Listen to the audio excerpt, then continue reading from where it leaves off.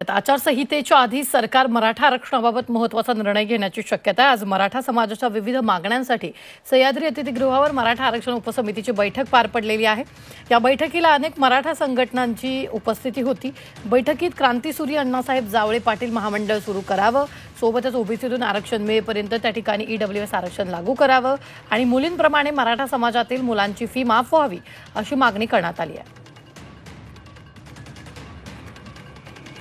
अत्यंत समाधानकारक चर्चा या ठिकाणी झाली आणि मी मराठा समाजाच्या सगळ्या संघटनांचे आभार व्यक्त करतो की त्यांनी पॉझिटिव्ह अप्रोच घेतला, की त्यांना खऱ्या अर्थानं समाजाचं भलं करायचं आहे। नाहीतर एखादी गोष्ट लगेच होणारच नाही आणि त्याच्यावर हट्ट करून बसलो तर त्या ठिकाणी आपली करणी कथनी वेगळे असा अर्थ होतो।